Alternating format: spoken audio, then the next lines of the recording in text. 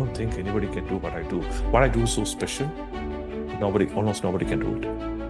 And you live in that bubble for a lifetime and never grow your business. So the positive why will give you so much leverage until you finally reach the current highest destination. So there are 6 layers in which people are asking questions most of the time. In the early stages of life, or when somebody go through really tough times in life, they ask the question, why negative? What is why negative? Why negative is something like, why me? Why me, Lord? Why me, God? Why does this happen to me? Why is life so unfair to me? So look at all these questions. These are all starting with why, and it's ending with negative. This question will lead you to another why question. These are endless loop why questions. Because if you ask a question like, why me? Because you are sad. Why am I sad? Because you're depressed. Why are you depressed? Because your dad was not nice to you. Why was the dad not nice to you? Because you are not worthy of it. Why am I not? Do you see that? It keeps on going. It creates a loop of questions. So why negative is a loop of questions. And if you're staying in that place, I have been in that place. This is where you question everything. You might even feel anxious or depressed or things like that. Businesses are not going to grow in that level of questions, which will transition you to the next question, next set of questions, which is what? What do I do? This is like people like teenagers, young kids, sometimes young adults ask this question. Like, what do I do? What do I do with my life? Should I become a doctor or should I should I quit studies and go travel the world? Should I go here? What do I do? Do I do this? Do I do that? It's a what question. So they're still figuring out what to do. The challenge with that is there's not enough clarity. So imagine this is like a clarity mountain and you're climbing the clarity mountain. The bottom, you're asking this why negative question. And then you're like, oh, you figure out something and you're like, okay, so what do I do now? I understand I went through some challenges, but what do I do now? That's where you start asking what questions. Once you start asking what questions, after some time, you'll settle for something. Hey, this is what I should be doing. Then the natural next step is how? How do I do it? Do you see that? Now you started focusing on skills. You were focusing on what do I do? Should I sell? Should I do a business? Should I find a job?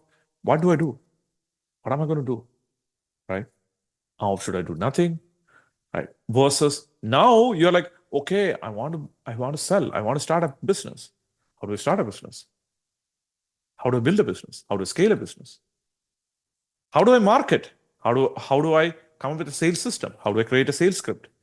Now you are in the how learning. This is where a lot of people are. And by the way, we are all in all these layers. All I'm asking is, where are you mostly in? What layer of question are you mostly asking? So you're asking so many how questions, then you're accumulating skills. You might search on YouTube. YouTube is a how-to guide, right? How to do this thing. Yeah. How to date the perfect man. How to do this. How to scale a business. How to expand globally. There are a lot of people saying a lot of how stuff, right? So how is available in the world right now. And Google will tell you to. Google is a how-to place too, right? How do I do this? How do I do this? How do I do that? And once you learn a lot of skills, then basically you're like so hardworking. You found out what to do. You don't have any kind of negativity in you, as in, oh, you don't have any kind of victim mentality because you are transcended. You have transcended the why negative. And then you really know what to do. So you kind of have an idea about what to do with life. And then you know how to do life. You know how to do business. You know how to do sales. You know how to do marketing. You know how to build a company. You know how to manage team. You know how to be productive. Like this is all how. In the how journey, you kind of mastered the house of life. that is when some people get stuck there and they stay there for the rest of their life and die with that. Or you could move on to the next step, which is who. So now it's about people, leverage. So Archimedes said, if I had a long enough lever and a place to keep this lever, then I could lift the planet Earth. It's an exaggeration, but if you have a long enough lever and a place to keep it, so obviously there's no place to keep it other than Earth, then I could lift the planet Earth. So what does that mean? It means that with the lever, you have leverage. In business, in life, people are leverage. So in fourth stage, you start asking questions like, who? Who can do this for me? Who can I delegate this to? Who's the right person to hire? Who's the talent that I should acquire as a team member? Who's the right person to manage my company? Who's the right person for managing operations? Who's this? Who can be my mentor? Who can be my guide? Who can be my coach? Who can be in my director board? Who can be the CEO of the company? Do you see that? Now you transition. If you're not addicted to how, if you're addicted to how, what happens, you're like, nobody can do this for me. I don't think anybody can do what I do. What I do is so special. Almost nobody can do it. And you live in that bubble for your lifetime and never grow your business. Never use leverage. You miss the leverage. Why? Because you just believed that, people are not good enough. So you stay on how. You keep on learning. How do I do this? How do I do this? How do I do that? And stay there. So if you stay in who, then what happens is you will have a decent company depending upon your business and your business potential and the ability to create value and so on and so forth.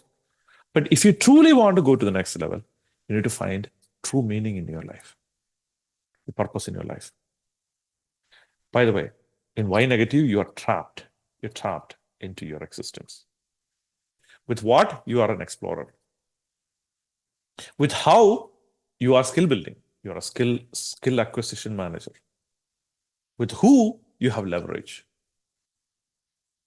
With the Y positive, which is the next thing, then you find meaning in life.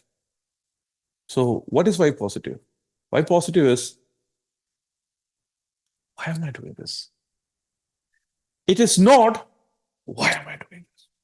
It is, yes, why am I doing this? You're excited about life. You're passionate about it. What is the purpose of doing this? So now you are getting into align. What is the purpose of my life? Like, why do I exist? How can I give more value? So you bring other questions too, but essentially you are in a Y space, Y positive space. They don't stop either. So a classic question would be, why am I so lucky in business? What are the 3 reasons I am successful? Look at the framing of that question. It has nothing to do with failure. Why am I so successful? Why am I so lucky? Why am I so grateful? All of a sudden, you get more lucky. Why? Because you're so lucky, because you're a good person. Why am I such a good person? Because your parents brought you up really good. Why did my parents brought up really good? Because they had culture. Why did they have culture? Do you see that? Now it's an upward going positive loop. Before it was a downward spiraling negative loop of Y's. This is like an upward spiraling positive loop. From the negative, you became a positive Y. So the positive Y will give you so much leverage until you finally reach the current highest destination that I could map out in humans, which is what if. I'm not saying that you cannot ask what if right now. What I'm saying is you reach a place where you're always asking what if. What if red was white and white was red? What if sky was earth and earth was sky? You question everything. What if I could create a phone without a touch screen? What if I could create a phone with a touch screen instead of keyboards? What if I could ship stuff to people's home? What if I could have a website that could let people search everything on the whole internet? Google. Do you see that? How Amazon, Apple, they all ask what if questions. Inventors ask what if questions. So if you are able to, like if you look at Newton or Einstein, you look at how Einstein found his relativity. What if there was a train that is going at the speed of light on one direction? And what if there was another train that going in another direction? The person sitting on the first train, will that person see the second person? Who sees them first? These kind of questions. So Einstein combined a lot of what if questions through imagination. He created a cluster of what if questions to create a new philosophy, new concept of relativity. Isaac Newton, same thing. He asked that possibility of what if, why is the apple not going up? Why is it going down? Why not? So why not is a what if too. Like people say, why? You're like, why not? It's a possibility. You're asking the question of what if? What if it could go? So if somebody's like, oh, we cannot go 120 miles per hour. You're like, why not? You're asking a possibility question, right? What if it could go on 120 miles per hour? Makes sense? So these are the layers of questions.